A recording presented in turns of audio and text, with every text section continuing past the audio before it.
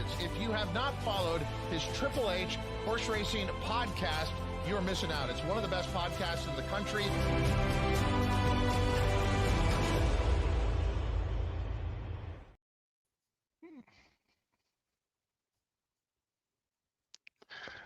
Good evening and welcome to episode 9 of Wire to Wire, right here on the HHH Racing Podcast, proud sponsored by Santa Anita Racecourse and First Racing. I'm your proud host, Howard Kravitz, along with co-host and West Coast native Noah Maher. We are here to talk about a fantastic coast-to-coast Pick 5 this Saturday at Santa Anita and Gulfstream. Gulfstream especially with a monster day of racing with the Fountain of Youth. 3 of the 5 races in the coast-to-coast bet on Saturday will occur at Gulfstream, the other 2 at the Great Race Place, Santa Anita. We'd like to welcome everyone watching not only on our YouTube channels and X handle, but also the Santa Anita YouTube channel and the Santa Anita X handle as well. Thanks for watching. We greatly appreciate your viewership.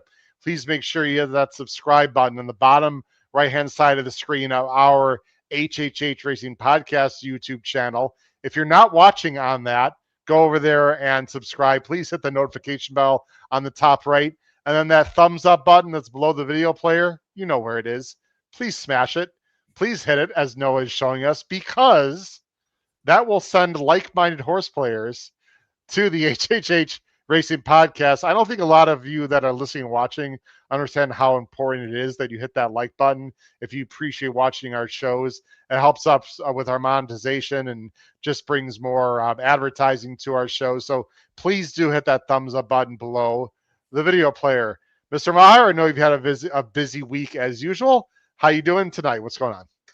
I'm good. It's been fun doing these shows the last couple of weeks, just because it feels like the last couple of weeks or month or so, we've got a pretty good luxury of some good sequences, and obviously they've got the Fountain of Youth Day at Gulfstream, a couple good races at Santa Anita. So typically this is a pretty good bet, but it feels like as of late, this has been a spectacular bet. It's been so good and so tough that I believe there's a pretty big carryover tomorrow, Friday, as we're filming here Thursday night. No, do you know how much just the production meeting in the middle of the show? I don't. You know what that carryover is tomorrow, Friday? I know the regular pick 6 at Santa Anita is 198,000, but I'm not sure what the actual coast to coast is. But I'm going to be trying to play both. I mean, it's dead money. I'm going to be trying to take some of that and put it in my wallet. Such a bummer when you don't have class on Fridays. It's such a tough thing. I will not be playing, not because I don't love the bet. I just been very busy this week with a lot of really big cards here, and of course I'm working tomorrow, so I will not. But I'll be diving into this Saturday coast to coast pick 5. Not only that, let's just very briefly, Noah. We know there's big stake races, Kentucky Derby preps throughout the country. The big one at the Great Race Place is next week. I saw a preliminary field. No shocker here. Several Bafferts in that field. And of course, it's also the big cap. Really big day next Saturday at Santa Anita. Yeah, big day Saturday. We have a pretty big preview coming up on Tuesday, and we just locked up our good buddy Gino Bacol from DRF for that. So looking forward to go through those races with him. It'll be fun. And then Saturday, obviously, the big cap. Hopefully, we'll have a couple good contenders there. Kind of lay out their campaign for the rest of the year. That classic kind of division, per se, for some of those horses that we'll see later on in 2026. And also, they got the San Felipe, which kind of starts, separating the pretenders and the contenders when it comes to West Coast horses that we might see for Saturday in May. I saw Boyd, Brandt, Patente. I mean, Baffert's just sending out his whole freaking brigade. It looks like they're on a week from Saturday in the San Felipe. Of course, you can get clock reports for Gulfstream and Santa Anita every race day. Go to drf.com for more info. I know Gino will appreciate that. We love our, I wouldn't say full sponsorship, but support from DRF. I'm going to ask you this question, Noah, and then we're going to get into the coast to coast. Other than of course the coast to coast pick 5, where might most of your money lie on Saturday? Which track, or Sunday? Because Sunday's Oaklawn and the Rebel. You got Gotham Day in New York, huge day at Gulfstream with our sister partners there, First Racing. I would venture to say that card's even better than the Pegasus card. I think I counted 9 stakes plus the wonderful $100,000 Tapeta handicap race. I don't know how much you've been able to look at other cards, Noah, but where your money is going to be spent possibly this weekend. Yeah, I think I'll probably split some of my money between Gulfstream and Santa Anita. Obviously, they've got the bets that include both, which are very convenient. But I'm a turf guy, so I love playing the turf pick 3. I'll probably put together a little ticket construction there at Gulfstream, and I'll probably do the same at Santa Anita, as well as the 15% low takeout that they've got in the late pick 3, which has actually been pretty nice to me as of late. So if it ain't broke, don't fix it. So that's probably how my Saturday will go. I would say you've got X amount reasons why you might want to play that turf pick 3. And look, we got Noah scrolling for the first time at the top of the screen on Wire to Wire. You've got 2 exciting Weekend Warriors shows. Please watch us live, Noah. We got shows Saturday, 4:30 to 6:30 Eastern, and then Sunday with focus on the Twin Spires contest and the Rebel Stakes Oaklawn, 5:30 to 7. So Weekend Warriors, really exciting. We might be able to squeeze some West Coast racing in there on both days as well. Although, to be honest, it's not a big stakes weekend out on the West Coast, but we always like to support, of course, our great friends at Santa Anita. All right, let's get into it, Noah. First, why don't you talk quickly about which races we're going to be covering on the Coast to Coast and your overall thoughts on the bet itself? Yeah, well, like I said, it's been a very difficult bet and good in-depth wise bet in terms of the last couple of weeks, and obviously it's a very good bet just because, like Jim Pillars mentions in the chat, you don't have to deal with the CAWs. It's retail player only, so obviously we love anything that benefits the horse players. Of course, this is particularly good just because they've got such a big day at Gulfstream. You've got tons of stakes races to end the card there. I think the last 5 they've got an all stakes late pick 5, and 3 of them, races 11, 13, and 14 at Gulfstream, will be part of the Coast to Coast. A couple turf races mixed in. Dirt and a turf race mixed in addition to the big one, the Fountain of Youth, and then 2 turf races, including the feature on the card, the Buena Vista, both races 5 and 7 from Santa Anita. So it's a good mix. I think it's going to be a pretty good bet on Saturday. It's going to take some thinning down and narrowing those tickets to hit those opinions. Yep, let's look a quick commercial here and more details about our sponsored bet, the Coast to Coast Pick 5. The first Coast to Coast Pick 5. An attractive Pick 5 sequence featuring Gulfstream Park and Santa Anita Park. Player-friendly 15% takeout. A $1 minimum. Big pool. Huge payout. First Coast to Coast Pick 5 every Saturday and Sunday. All right, there it is. As we just talked about it, let's get into it right now, Noah. First leg, race 11, Gulfstream, the Devona Dale, the girls' version of the Fountain of Youth. There are points for the Oaks. It is a field of 9. There's a morning line favorite at approximately 4:34 Eastern. That'll be 1:34 out on the West Coast. On Time Girl, the number 9, is the favorite for Cox and Irad. Let's see where you and I are going to kick off the Coast to Coast Pick 5. Look at this now. We're both going with the same horse. Wow. I'm going 8-7-9, and Noah's going 8-9-7. We hope the 8 is as smooth as ever out of the gate during the race, crossing the finish line. She Be Smooth, the 8, 5-1, Pletcher and Pratt. What do you like about this girl? Yeah, I'm a little surprised that you've got this 3-year-old filly on top as well, just because I thought this was going to be a bit of a cheeky pick. I thought you were maybe going 7 or 9 here, but the fact that I heard you were going to go with it, and I'm like, well, if Noah's going with it, then crap. I mean, how can I not go with it? Noah's on fire lately. Same to you. I mean, if you got her on top, then I should be pretty confident. I was pretty impressed with her debut, and I feel like when you see the Pletcher runners that get bet first out and they win first out, you're kind of like, okay, that's expected. But this was a particular Pletcher filly that didn't really get bet first out. Pletcher actually had another runner in there, a Shadwell runner that they paid quite a bit of money for. I think they paid it 1.1 or 1.2 million, who was actually lower odds than the horse that ended up winning that day. And I like the way she did it. She ended up beating a horse that was favored that day in Prom Queen, who came back and aired not too long ago on the 12th, I believe, so about 2 weeks ago. Yep. She came back and proved the buyer by 10 points, beat that field by 8.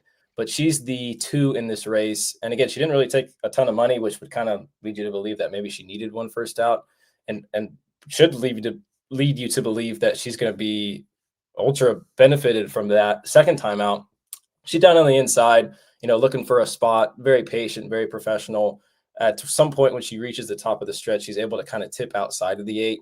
And this is where I really like what I see, because she gets in striking range within the 8.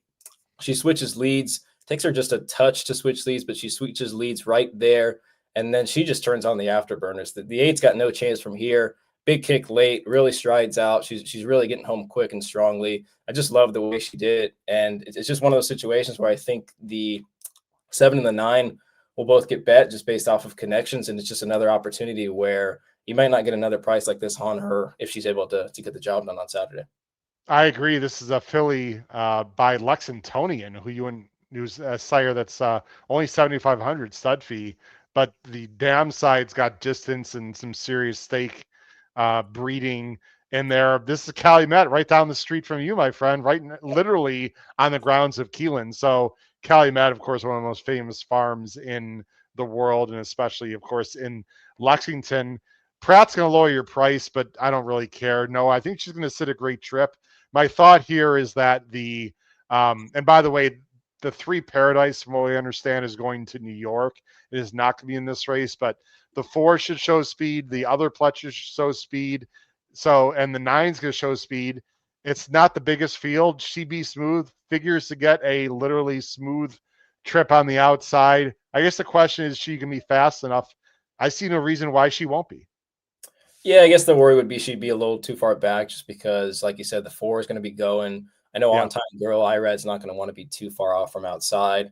And even On Time Girl, I think she's got a big shot, just because I know she's guaranteed to get a better trip and ride than she got last time, because she was kind of in between horses, found herself in a weird spot. And it was very similar to the 8, where once she kind of got into the clear, she really kicked for home. And I like the way she did it. She's a little on the slower end for the price that I think she's going to be. I would expect her to maybe be 6-5 or 7-5 come post time.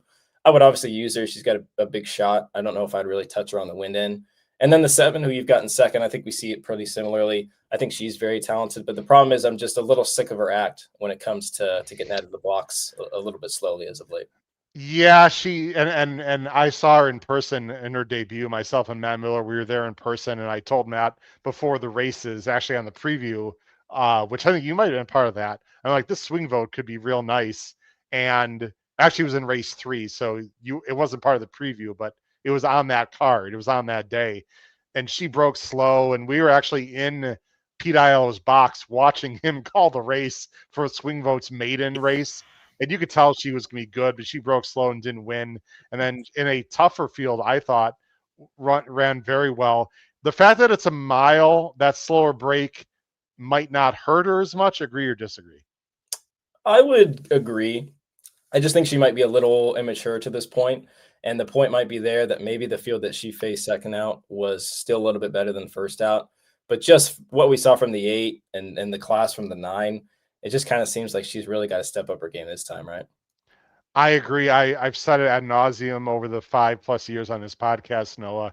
And I think a lot of people are starting to pay attention that watch the show. I much prefer maiden breakers that do it just off the lead or closing. When I say closing, I don't mean like a pace collapse. So just showing professionalism. We see these wire-to-wire jobs all the time, every day, and they come back in a tougher spot, and those kind of horses just don't win very much. I much prefer what She Be Smooth did, which is rate kindly and behind Noah, take dirt, tip out, do it professionally. Okay, she was a little bit green, but it was her first start.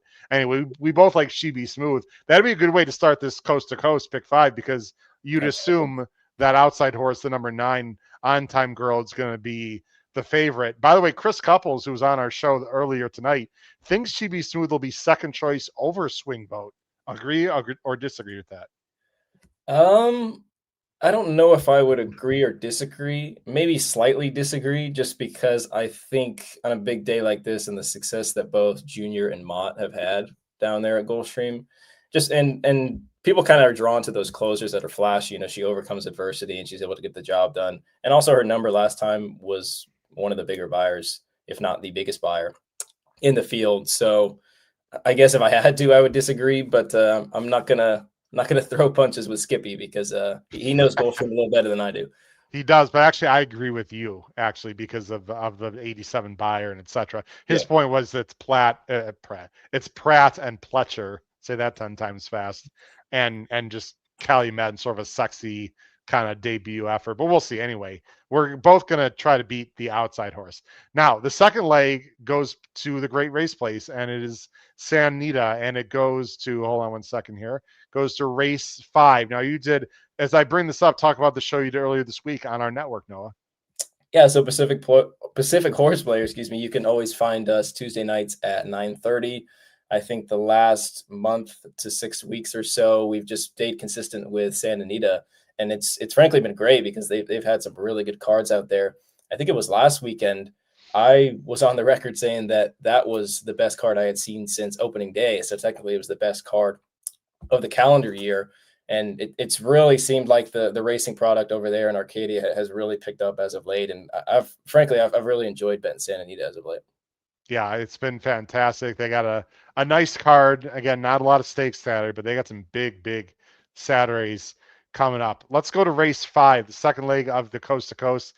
Tricky main special weight, Calbred, 6 furlongs on the flat for 3, 4, and 5-year-olds. Field of 10. More than my favorite is number 2, Otto's Magic. An interesting Calbred for D'Amato and Fresu. These are already 4-year-olds. Actually, there is one 3-year-old. It is Whiz Kid, as we see the field right there. Let's go to our picks for leg 2 of the Coast to Coast. Look at this, Noah. We are simpatico again. I'm going 4-2-1. You're going 4-1-2. Seen by me, 1 of 2 for Glatt, and Mr. Jaramillo, who I got to say, Noah, is acquainted himself pretty well out west. Very well. And the problem with this pick is both Jackson and Ryan also picked the 4 on top. So oh my Lord. I don't think that we're getting anywhere close to 9-2, but I was hoping that you would, just because I think there are kind of some obvious, I don't know, red flags or concerns. I think the biggest one would be, obviously we haven't seen him since June, but he ran a pretty good race that day, came back 66 buyer, lost to Miles Finch, who was the favorite that day and won on the lead. And there wasn't really a ton of running from off the pace that day. And Seen by Me is the 11, who gets bumped a bit at the start, really not too much trouble. But just anytime you're out there on the 11 post and have to go a bit wide, he's in the red colors here, has to go a bit wide around a couple of horses. Meanwhile, the 3rd place finisher, Curlin Command, who you'll actually see once again on Saturday, just got to scrape paint down there. And, you know, he's making up some ground on Miles Finch. He gets a little tired late, just can't quite get to the favorite that day. But I thought it was a pretty promising effort. Now they gelded him. I'm not sure exactly when the gelding was, obviously, because, you know, when they report, and that goes into the daily racing form. Right. But he's been gelded since then. He seems like he's been training pretty consistently leading up to it. And like you said, I mean, I wouldn't want anybody right now other than Misael Jaramillo. I mean, he's riding lights out right now. Yeah, I don't know why the layoff, that's a concern. It's a little bit hard to tell in that pan shot, but Miles Finch did come out slightly, and I think he sort of intimidated Seen by Me when I watched the replay. No, I watched the head on. I don't know if it cost Seen by Me the win, but if you watch the head on, you can see that the winner came out just ever so slightly. It looked like Seen by Me sort of saw that horse out of the corner of his eye and did a little like a little twitch, a little hesitation. Yeah. I don't know. Might have cost him a little bit. Again, the layoff is my only concern. I'm going to trust Jaramillo and Glatt. I don't know if it's that so much that I love this horse, Noah. I just really don't like a lot of others, to be honest. Let's talk about the 2 who will probably be the favorite, Otto's Magic. Wanted to get turf last time, didn't get it. He could very easily wire this field. That wouldn't surprise me at all. Yeah, he could. He'd be kind of the Moto Obvious defensive use in the sequence for me, just because, you know, he's got the numbers that fit, and especially the running lines. I know the horse that he lost to, Infinitum, is another Glatt runner who I think tried winners for the first time last time, went down the hill and ran just fine. I think he actually might have been favored that day. But it seems like the horses that he's been facing on the main track have been pretty good. So you can actually see the 3rd place finisher in that race came back and won as well. So it seems like the form has held up. I just worry what the price is going to be here, just because a lot of people just kind of assume that the D'Amatos are going to be fine on turf. And I get the point that he tried to get it last time, but another one where there's really not a ton of turf breeding, both top and bottom. So the question is, you know, how much is he really going to take that affinity to the turf on Saturday? he just might be the most talented runner in the field. I could say this: I have the 1/3, you have the 1/2. This January 31st race, as I like to say, for me, no bueno. I didn't like the way it looked. I didn't Yeah. like the way they finished. I know it was 109 and change. I just, the big Bills of the world and the Little Raymonds. I do a Little Raymond in third because he's more lightly raced and maybe he can step up for Baltus. And it's got Kimura. I don't mind JJ, but JJ's on suspension now, correct? Is that right? Yep. Is that why? So I hear you with Little Raymond. I just prefer horses not coming out of that race for me in the sequence. Yeah, I thought if you were going to take anyone, it'd probably be Little Raymond, just because he's been running inconsistently. It seems like he's got the one with the most upside. Some of the other horses in that race, like Big Bill and the 9, whose name I can't quite remember right now. But those two have been running for quite some time and had ample chances. Just a Graze, thank you, was the one that was on the lead that day. But those two were really bunched together at the finish line, as well as the winner, who was, funny enough, third in one of the races that the 2 ran. But I'm with Jim. I might take my chances with the 4 and the 1, just because the 1's got upside, and then the 4, I guess, sort of the proven commodity. I don't know. I'm just hoping that everybody doesn't go crazy for the 4, but I'm not sure I'm not going to get that wish on Saturday. Yep, Jim Pilares is going with the 4 and the 1. We got Delmar Dennis. Noah Jackson Ryan did great capping the San Anita pick 5. Going to give it a try. What's up, Dennis? Thanks for joining the show. Yeah, check out Pacific Horse Players. It's on Tuesday.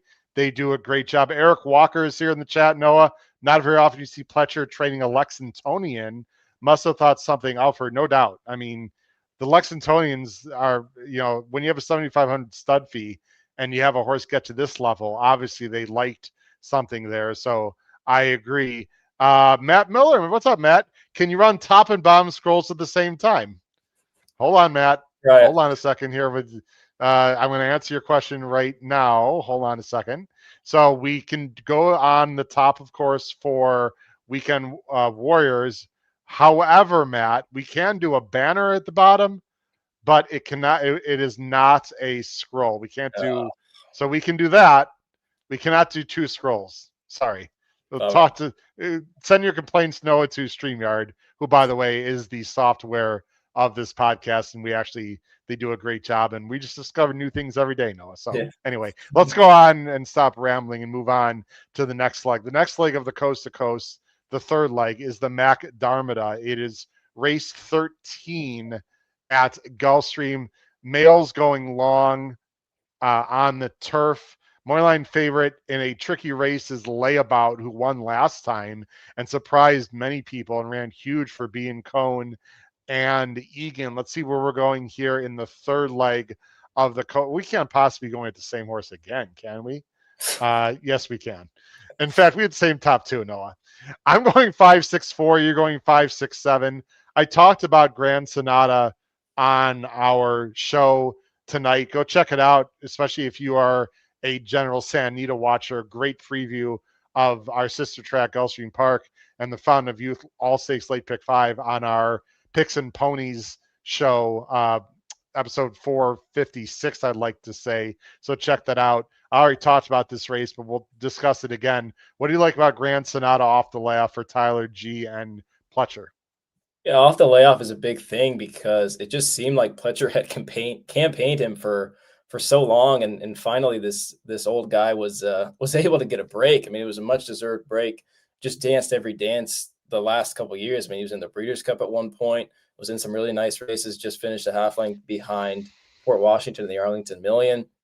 I actually really liked him a lot at Kentucky Downs, because he had shown proven Kentucky Downs form. And it was just one of those days where they had gotten a lot of rain the day prior and even the morning of. That was actually the day that one of the Crownsbury runners was running. I can't remember the name off the top of my head, but Kyle and I were there, and it was just inside speed all day long. And he was neither of those. Then he came back to Keeneland. Vote no, Noah. Yeah, vote no. Thank you. And then he came back to Keeneland and was really disappointing. But like I said, he gets a much deserved break. He's been training consistently. And when he's at his best, he's really tough. And he likes it here at Gulfstream. He's been in the Pegasus. And if you actually remember, Howard, we were watching this rendition of this race last year when he lost to Capture the Flag. And he was one we really liked. And we were quite disappointed that he couldn't get up that day. So Saturday would definitely be the revenge day. I've never loved this horse, full disclosure, Noah, but boy, is this a drop in class. I mean, he's faced some monsters, like you said. The fact that Pletcher brings him back as a 7-year-old in this spot tells me that he's ready. I don't see this as being like a prep for something. You know what I mean? Like, I think he's here to win it. I don't have any intel. It's just a gut feel. And there's just a lot of horses I don't like in here, Noah. I'm not proud of this pick. I would never bet him with your money at 3-1, to be very honest with you. I think he might even be less than that just because of the connections. The horse that I'm really interested in, I think you would agree, is Anagata. What a shocker, Noah. A maker, a young maker horse who he's improved stretching out going long. I mean, he won the Connolly, which is a nice race at Sam Houston. But as I talked on our show earlier tonight, our live show, yielding at Houston at Sam Houston is the exact opposite as firm at San Nita. I will say, by the way, if people don't know, I'm sorry, at Gulfstream, I will say people don't know there's a chance of rain in South Florida on Saturday. Hopefully it won't come to fruition. Anagata, just an improving 4-year-old that I like, and so do you. Agree. Yeah, he's just your typical improving type where you've got the likes of, the favorite who has had ample chances, like Jim says. I mean, that's a big flag right there. I know he's been facing better, but hard to ignore that he's won for his last 15 or 16, if I'm not mistaken. But just another one that's getting good at the right time. And the fact that Maker decides to throw Irad here instead of the 7 who Irad was on last time in the race, the layabout race, the McKnight. I think probably speaks volumes to a horse that's going to take another step forward on Saturday. I think that's a really good point. You could play the jockey gymnastics all you want, but or musical chairs, I should say. But I think it might mean something here. I just want to very briefly mention my sort of long shot in this race, number 4, Dancing in Denial. Love the name, 10-1. You know my love for Junior. I think there is some pace in this race, and the number 4 does have some back numbers and some class. Was pretty good third in the Singspiel at Woodbine. Was in the Canadian International, only lost by 2 to Salawi and Tawnyport. He is 7, but Junior finds a way to, get the best out of these horses, and just no one really blows me away. Distance is not a problem. And this horse might be pretty well meant, and I'm getting a price. I don't know. I don't have a strong feel for this race, Noah, to be perfectly honest with you, but we're both going to go with Grand Sonata. We didn't even talk about Layabout. What did you think about Layabout? Because, I mean, he ran so well last time, but the problem was he ran so well and he didn't really finish all that much ahead of some similar rivals. And I think he's probably going to be facing tougher in a couple days. And he's also got other speed to contend with. So I don't know. I just wanted to see if he could prove it to me again. And he'd kind of be a bit of a play against for me if I'm playing the sequence. Well, especially at 5-2. I don't know if he's going to be that. David Egan, by the way, gave a great ride, and this horse ran huge last time. Totally agree with you, Noah. And by the way, Noah and I don't always agree. We don't have to kiss each other's butt here. Feel free to poo-poo my selections and vice versa. I agree. I'm going to use Layabout defensively. There's another horse Without who I liked last time, who I think will improve a lot. He's going to need to improve a lot. That race came back a little slow, but it was a relatively slow pace. I'm using many, including this horse on the screen, Without. So I'm going pretty deep here if I can afford it in the coast to coast on Saturday, my friend. Let's go on to the next leg. The next leg is the big one. It is race 14 at Gulfstream. It's the Fountain of Youth. I think it's fair to say, along with the Rebel, I mean, the Gotham too, but the Fountain of Youth and the Rebel are the preps for the Kentucky Derby, and they are certainly the races of the weekend. Let's talk about the Fountain of Youth. I'm sure people are very familiar with this race and have watched some previews already and whatnot. Here's the field, and look at this. Noah and I are finally a little bit different here. I'm going 6-4-7. We have the same exacta, though, different order. He's going 4-6-5, 50 points, 50 points to the winner. No, the winner basically is going to the Kentucky Derby if he can stay healthy, and etc.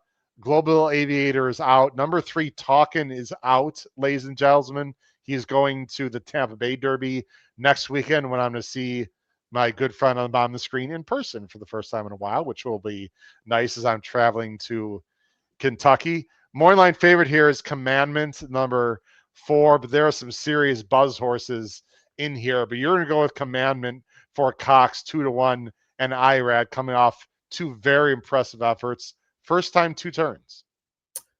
Yeah, I don't think the 2 turns is going to be a problem. I know I've got a different top pick than you, but I full-heartedly believe that this is a 2-horse race between Commandment and Chief Wallaby.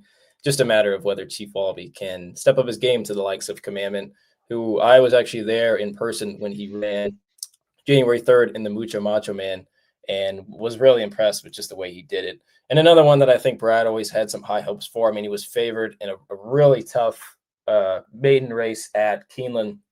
Local Knowledge, who was a Spendthrift runner that day, won. And that was at a time where the Spendthrift colors just could not get their picture taken, or couldn't not get their picture is the right way to put that.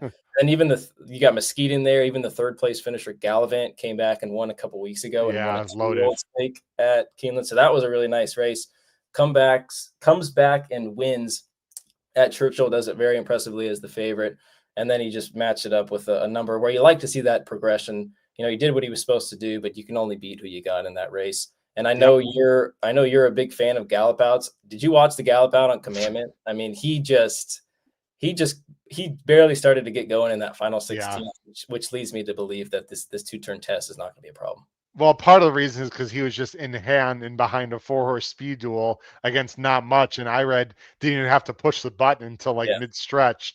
So, look, I agree with you, by the way. Again, I know some people at home like, I wish they would disagree. We're going to disagree coming up. Don't you worry.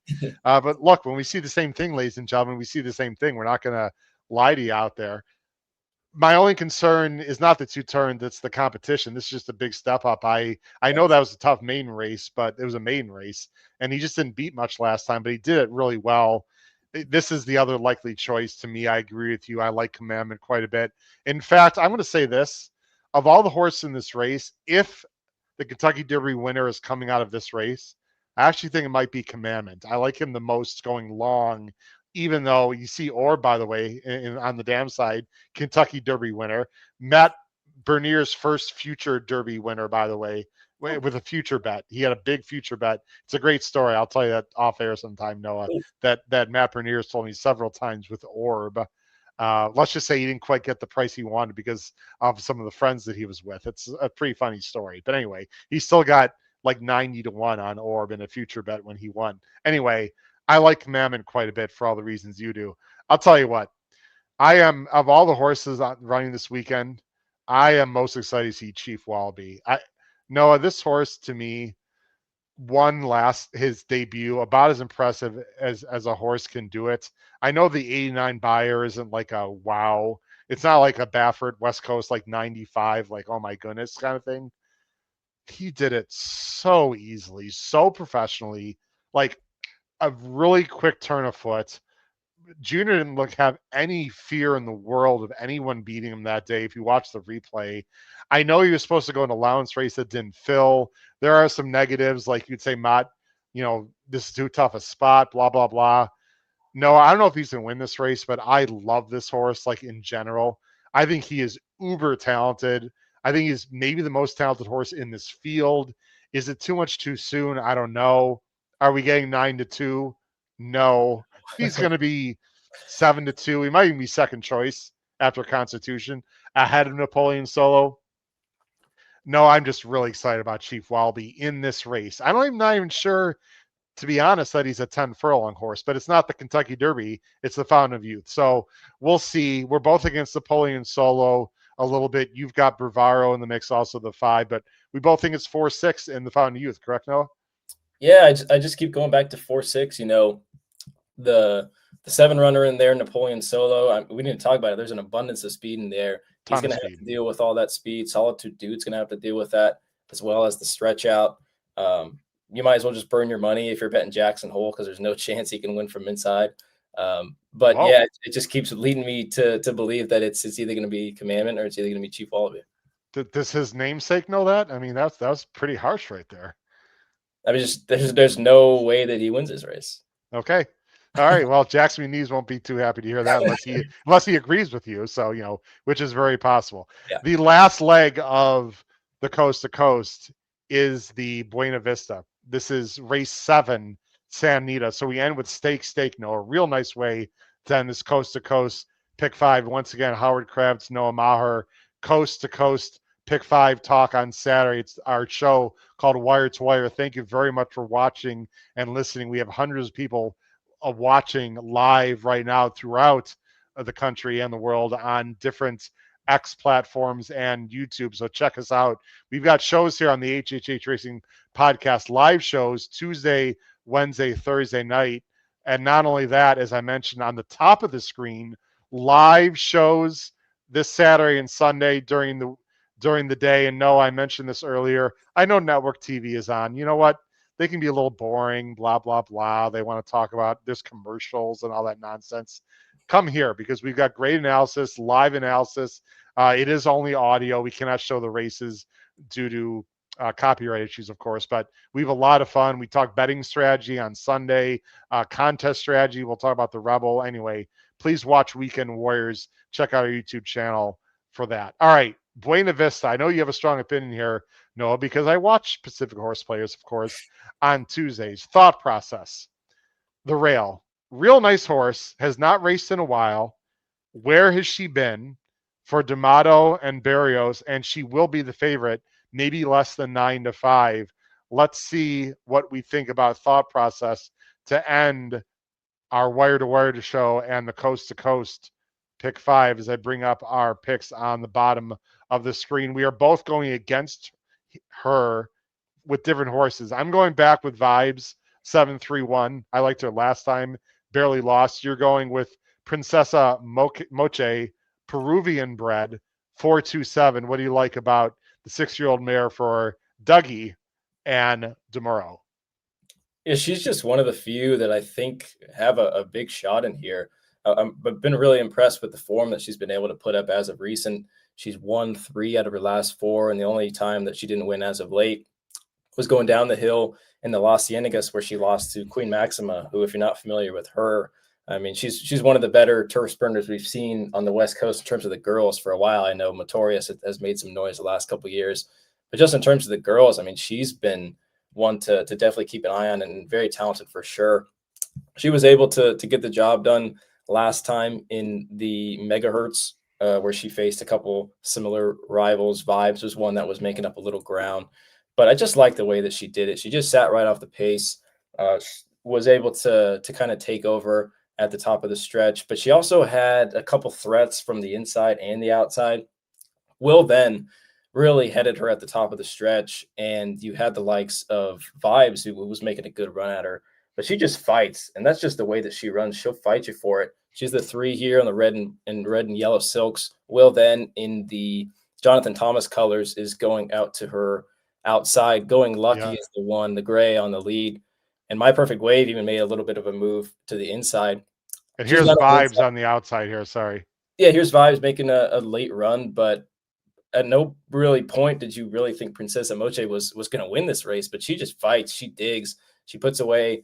Will then barely holds off Vibes there. I just like the way she did it. And it's not really so much of an opinion that I love her in this race, just because she is a little bit slower. But she'll fight you for it. I'm going to have her on some pick 5 tickets, as well as the Calbred and the horse that you've got. But this is where I'm going to get paid, because I will have thought process nowhere. Whoa. Okay. Don't let Hector Barrios hear you say that. Look, I like your pick. I don't love the fact she's gotten 2 absolutely perfect trips in her last 2. I know Queen Max was really good, but that was a slow pace. I mean, 22-1 down the hill, or 22 flat, but that's pretty slow, actually. She did run well, no doubt about it. And the last time she just had a perfect trip. I do like her fight a lot. I just don't know if she's going to get the same trip, because there's other speed in here. We'll see what Grand Slam Smile does, who you have in the mix, the Calbred, who's definitely going to show speed for Kimura for sure. In fact, I think this is the one that's going to have the lead. So is Princess is going to sit off of her? I would assume Princessa, and then it's going to have to go by, you don't like thought process, but I just think that the pace is going to be faster, and she's going to have to work harder year 4, in my opinion. But you could be right, and she's 5-1 morning line. She's going to be a price. I just think it might set up better for Vibes who was coming off a little bit of layoff. I thought she ran huge in that race. It was a slow pace. Sure, she got a good trip, but she's a little bit wide. Just missed to year 4.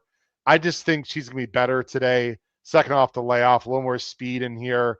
Should sit a great trip. We'll see. And then you do have Grand Slam Smile in second. Now I've got Watchtower in the mix. There's a lot of ways you can go if you don't like the favorite, and you like Grand Slam Smile a bit too for Kimura. Yeah, I think the time form pace projectors kind of got her in the pocket, but as we've seen time and time again, she can do it all. I mean, she's gone sprinting on the dirt, she's gone long on the turf, and pretty much everything in between. And it seems like she's kind of guaranteed to get a good trip. And the only real question that she hasn't answered yet is if she's able to do it against open company. And everything that I've seen on the page, as well as some numbers and some races I've watched of hers, I don't really think that she doesn't have a big shot in here with what I've seen from Thought Process and some of the other favorites in here. She's won sprinting and going long. Might she be better sprinting though against this kind of field? Well, she's got back-to-back 89s going long. Those were at Del Mar, and I know she definitely does like it down there. They were state bred too and restricted, like you said. They were. Yeah, they were. Like I said, she's got to answer the question for sure. I don't know if I would be putting a win bet on her at 3-1, but it seems like a lot of people are either going to be singling On Time Girl on the first leg, or they'll be singling Thought Process in the last leg. So if you can beat either one of those, the parlay and the payout is going to be exponential. Yeah, no doubt. If you beat Thought Process, you're definitely going to get paid. Let's go ahead and, as you know, on the show, we try to put our ABC grids, and we're not going to get in details of what the A, B, and C mean. We'll talk a little bit. Let's put them on the screen right now so people can see. Again, A is top choices, B is secondary, C are extreme backups. You can see my grid's on the top. Noah's grid is on the bottom there. No, you're going with a ticket that costs twice as less as mine, but I think you see some similarities. We're both using 8 and 9 the first leg. I would also use Swing Vote. You're singling with your lone A with the 4. I think the Otto horse could obviously win. I'm going only 2 deep there. We're both singling our single A in the big one at Gulfstream. You're going with the 4. I'm going with the 6. And then, of course, the last race, we are the most different. I would sort of plant my flag with the 3 and 7. I just don't trust the speeds in that race, and I think they could hook up a little bit. And you're a little bit the opposite. You're going with a speed horse and Princessa. So I guess the last race is the one we're really that different. If you had to choose a single, it sounds like it would be your Fountain of Youth horse with Commandment. If you had to single one horse in the sequence, is that right? Yeah, well, I've got him singled on the Caveman ticket just because I'm not sure I want to double up in that spot with both him and Chief Wallaby, because if they both end up being favored in second choice, it doesn't seem economically correct. But it also seems like a spot, like I said, where people will either single the first leg or the last leg, just handicapping the public. That's typically what tends to happen. So if there's a favorite that gets beat in the opening leg, or if there's a favorite that gets beat in the concluding leg, then it seems like those payouts are a little bit better than what you see beating favorites in either the second, third, or fourth leg. So it just seems like a favorite that I can trust, and a spot that not a lot of people are going to be narrowing down. If I were to change my Caveman picks, no, I would single somewhere, probably in the Fountain of Youth, Chief Wallaby, or maybe even the 4 in the second leg at the Santa Anita race 5, which would be a little bit risky, but I might do it with either the 2 or the 4 based on my gut, and then turn that 3 deep in the McDarmina race into 6 deep. So instead of going 2 by 3, Noah, I would find a single spot and go 1 by 6, because I just don't trust a lot of horses in the McDarmina. I might get a price there. So again, obviously 2 by 3 would cost the same as a 1 by 6. Hashtag math. Hashtag multiplication. So there you go. Noah, final thoughts on what's going to be a really fun sequence with Coast to Coast. Again, we got Weekend Warriors on Saturday and Sunday. And then, as we talked about, a week from this Saturday, as I'm trying to bring up the final banner, there we go.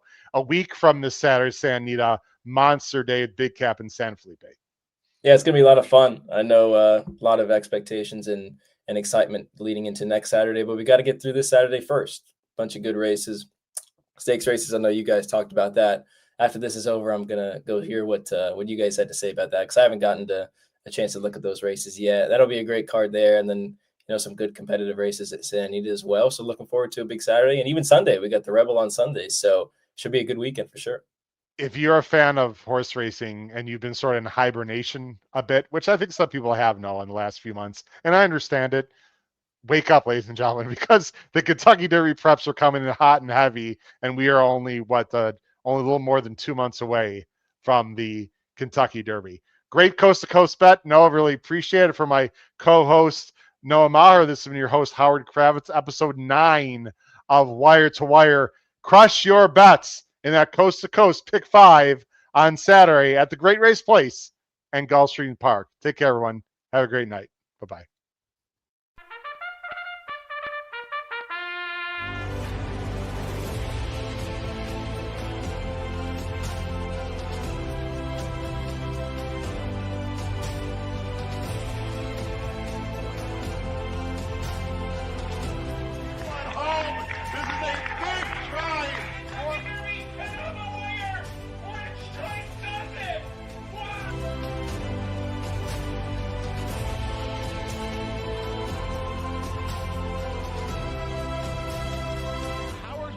If you have not followed his Triple H Horse Racing podcast, you're missing out. It's one of the best podcasts in the country.